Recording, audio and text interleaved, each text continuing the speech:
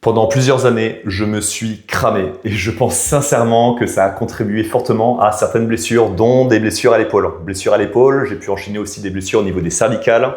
Il y a certains moments aussi où j'avais tout simplement plus de jus à force de m'entraîner. J'avais vraiment comme objectif de progresser, vraiment une intention profonde de progresser parce que, on le sait quand on fait du crossfit, au début on débloque des mouvements de gym et on y prend goût. Vraiment, on y prend goût. Je pense que ça peut t'intéresser. Ça, forcément, c'est un sujet qu'on aborde avec les suivis, avec les personnes qui me contactent pour faire des suivis à distance par rapport aux douleurs d'épaule, pour reprendre sereinement le crossfit et continuer justement à progresser. Mais ça, c'est vraiment primordial. C'est un sujet qu'on aborde dans le sens où, pendant plusieurs années, même plusieurs dizaines d'années, vraiment, ce qui était mis en lumière, c'était l'époque du no pain, no gain. Et ça, je suis totalement tombé là-dedans.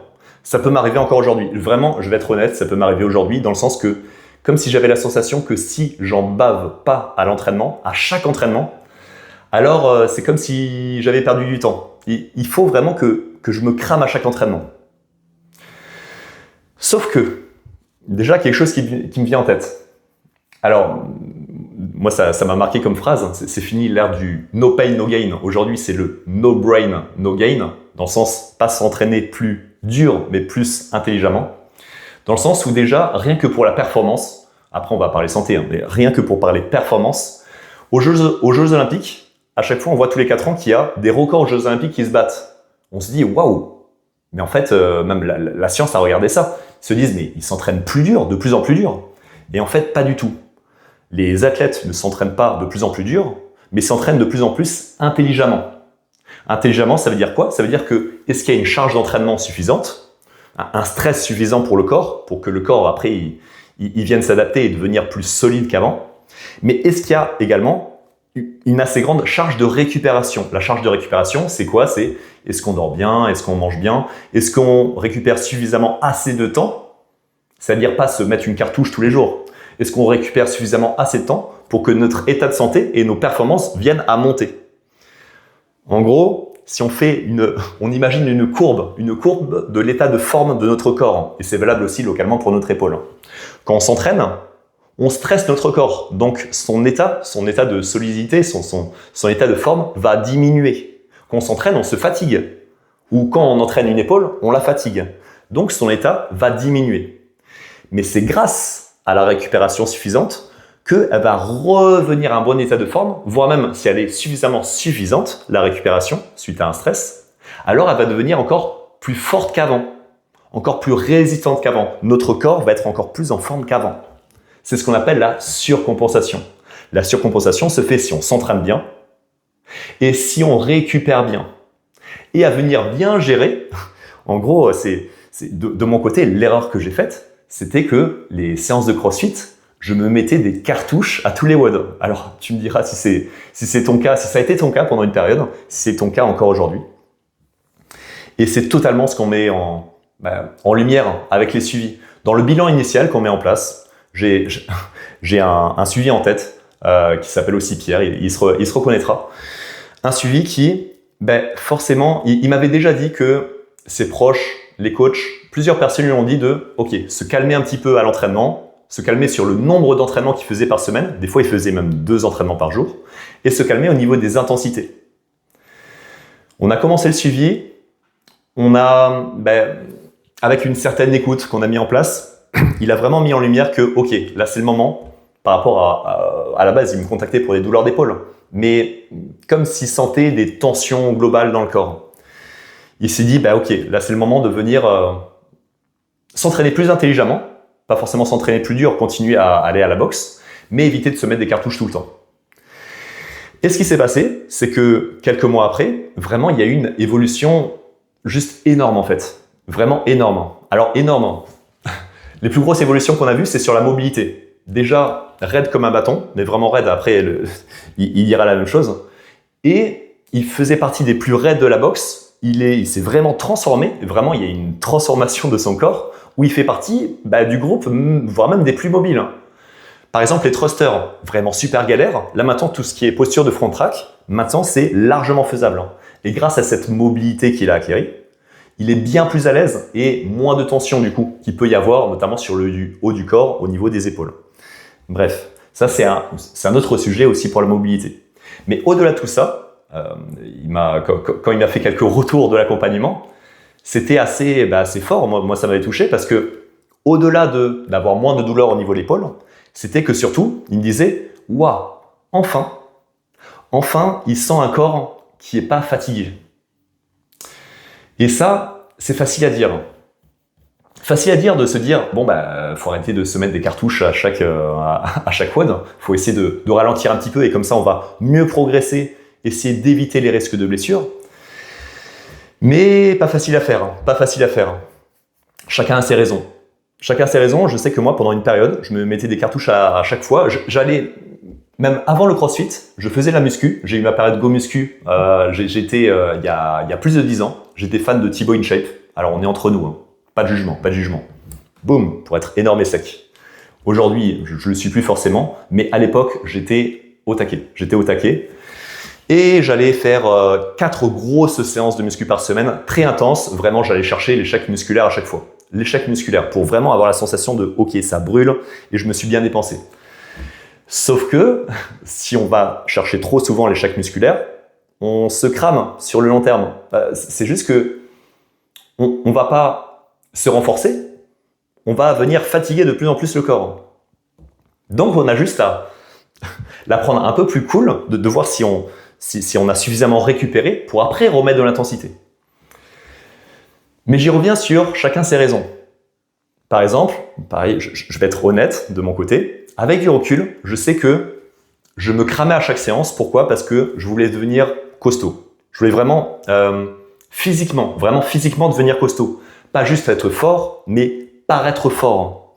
Ça, c'est la période Thibaut InShape, bien sûr. Et c'est ça qui m'a mis en confiance. Je ne regrette pas cette période-là. Je sais que je me sens bien en confiance dans mon corps. Je suis très content. Mais à cause de ça, j'allais des fois un peu trop loin niveau intensité et ça menait vers la blessure. Aujourd'hui, mes objectifs sont différents. Là, je fais plus des entraînements, je me crame moins à l'entraînement du coup. Pourquoi ? Parce que mon objectif, c'est plus de me construire un physique que ce soit visuellement solide. Je vais être honnête, c'est plus mon objectif aujourd'hui. Aujourd'hui, c'est vraiment objectif longévité. Là, au plus profond de moi, mon objectif, c'est vraiment de faire en sorte que à 60 ans, je puisse faire le maximum de choses, même à 60 ans, même à 70 ans, 80 ans. J'ai mon père, aujourd'hui c'est un modèle pour moi, je vais le dire, je le dis honnêtement. Il a 77 ans, il se met au trail, il s'est remis au trail après une opération au niveau de la hanche. Il s'entretient physiquement, il fait du renforcement. Franchement, à 77 ans, moi, c'est mon rêve de pouvoir continuer à bouger aisément. J'aimerais bien pouvoir continuer à faire des tractions, des pompes, pouvoir marcher, pourquoi pas courir, sauter. Ok, ça c'est mon désir le plus profond, pour faire en sorte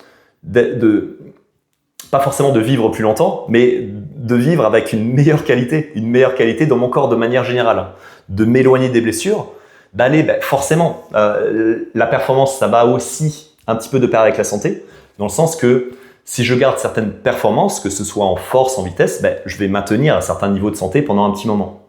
Et ce que j'ai profondément envie, je ne sais pas si tu te reconnaîtras dans cette situation aussi, mais c'est d'être une certaine inspiration aussi pour l'entourage.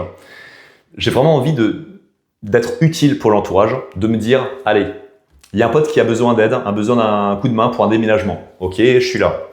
Ah, je sais pas, il se passe quelque chose, il faut courir pour aller, je sais pas, ou secourir quelqu'un ou courir, je sais pas, une certaine situation dans la vie. Si, je l'ai la situation pour courir vite. C'était hier, justement. Je devais faire un changement de gare parce que je donne des formations pour former les jeunes kinés en kiné du sport. Bref, c'est un autre sujet. Et sur le retour, je devais changer de gare, aller de Paris, gare du Nord à Paris, gare de Lyon. Si jamais tu t'y connais un petit peu en gare, on sait que c'est le RERD et que, en gros, même si sur Google Maps c'est marqué 8 minutes, allez, il faut compter 20 minutes. 20 minutes parce que des fois, il peut y avoir des retards au niveau du RER. Bref, pour changer de gare. Bref, 20 minutes, franchement, avec le retard du premier train, il y avait quoi ? Il y avait 25 minutes. Donc en gros, j'avais juste 5 minutes de débattement. bah là, j'étais super content d'avoir un minimum de conditions physiques pour avoir certaines affaires et pouvoir courir. Je vais être honnête, c'est pas du tout pour me la péter ou quoi que ce soit, mais j'en suis profondément vraiment content d'avoir un corps qui, ok, prêt à tout. Et du coup, de mon côté, vu que j'ai cette optique-là d'avoir un corps plutôt prêt à tout, aujourd'hui, je me rapproche un petit peu plus de cette sagesse de pas me cramer à chaque séance, parce que je veux être prêt à tout, vraiment à tout moment dans la semaine.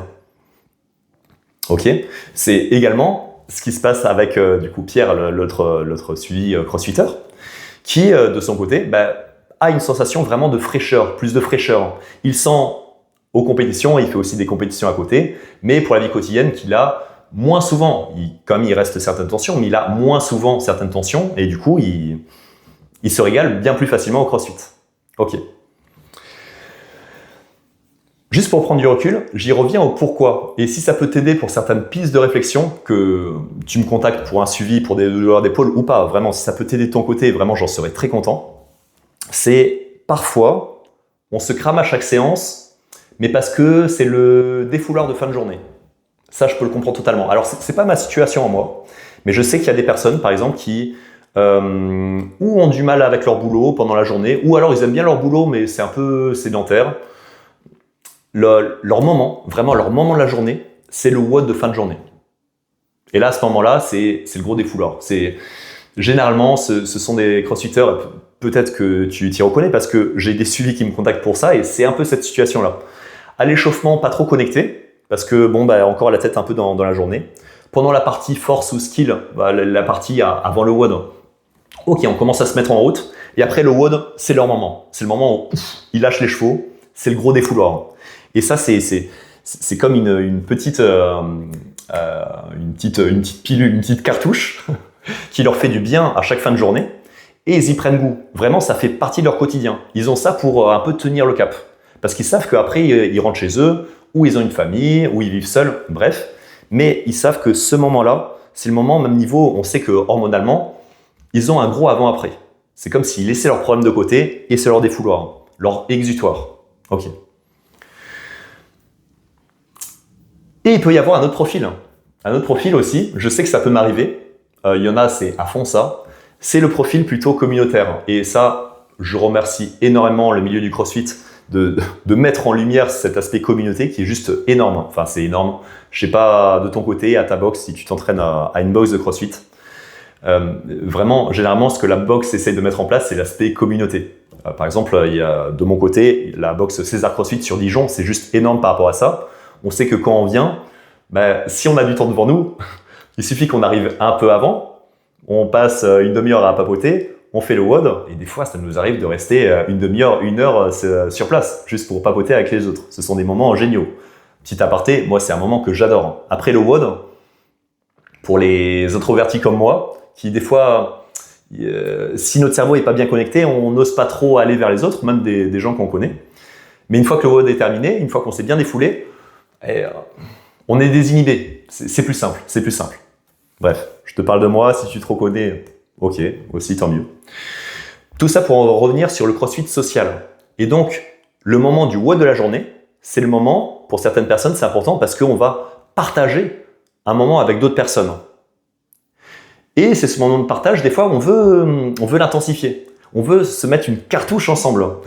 Et je le comprends totalement parce que dans les compètes, c'est totalement ça. On se met des cartouches ensemble, on vit des moments forts ensemble. Et ça, le fait de vivre des moments forts ensemble, je pense que c'est humain, je pense que c'est ancré dans notre ADN. Ça soude. C'est comme si on faisait un team building dans une entreprise, mais quasiment tous les soirs. En plus, si on revoit les mêmes potes, ok, on vit quelque chose d'intense ensemble, c'est cool, on profite ensemble, et ça fait partie du coup de notre équilibre. Malheureusement, si on a certaines tensions, on peut avoir certaines tensions à l'épaule, et que on se dit, ok, la douleur dans le pire des cas, d'annuler le WOD, ou alors d'aller au WOD, mais de se donner pas à fond, va être plus importante que la douleur d'épaule. Je ne sais pas si ça peut t'arriver dans ta situation. Je sais que moi, ça m'est arrivé assez rarement, mais du coup, je peux le comprendre pour certains suivis avec des douleurs d'épaule, certains crossfitters. C'est que on a la douleur d'épaule, mais au final, la problématique, c'est pas qu'on a juste mal à l'épaule. La plus grosse problématique, c'est quoi? C'est que on sait que on va être affecté socialement. On va être affecté socialement parce que on pourra pas faire comme si de rien n'était. Peut-être que, petite subtilité, c'est peut-être un petit peu différent, on a peur d'être vu aussi comme un faible. C'est-à-dire, on a peur de... On le dit pas forcément. Moi, je sais que je peux avoir ces pensées-là aussi. C'est-à-dire qu'on a peur d'aller au WOD, de voir les potes, et une fois qu'on arrive au, je sais pas moi, overhead squat, au snatch, au keeping, au début, on en parle au coach, on dit, allez, j'aimerais bien adapter tel et tel mouvement, mais quand ça dure au bout de quelques semaines, voire même plusieurs mois, des fois, on a certaines réflexions du coach ou d'autres personnes, bien que ce soit bienveillant, mais c'est « Ah, tu as encore mal. Ah, on doit encore adapter. Ah, ok, t'es pas encore prêt pour faire ça ?» Et là, c'est notre ego qui peut en prendre un coup. C'est notre ego qui peut en prendre un coup, je le comprends totalement, comme si on n'avait pas trouvé la solution. Comme si on avait un problème, voilà, des problèmes au niveau de l'épaule, mais on n'a pas trouvé la solution.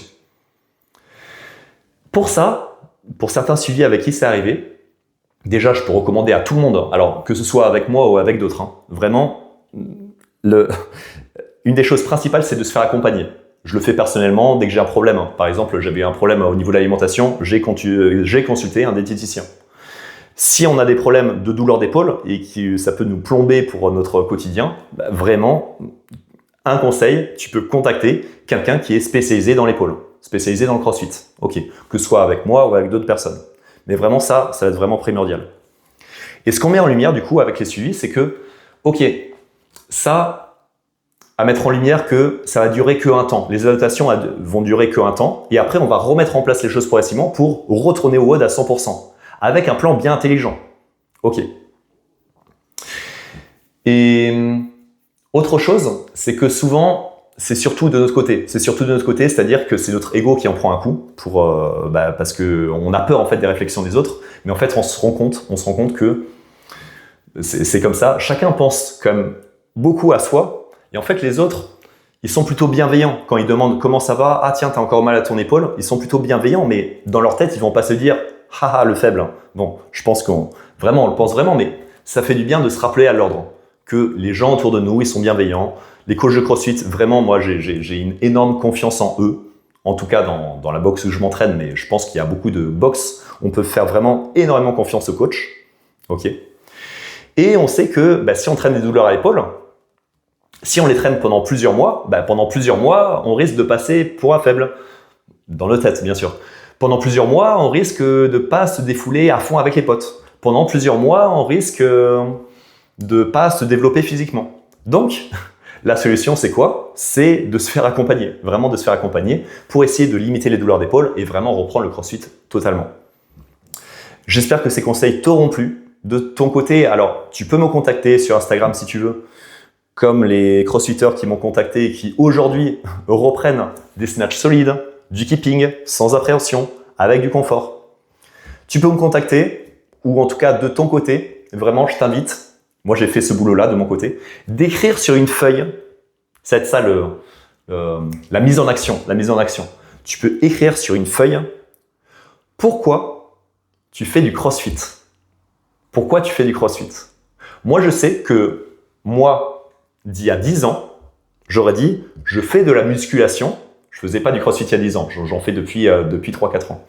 Mais le moi d'il y a 10 ans, j'aurais mis, ok, je fais de la muscu pour être solide visuellement.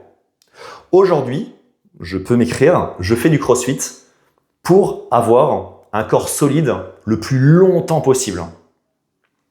Et toi, c'est quoi ta raison de pourquoi tu fais du CrossFit ?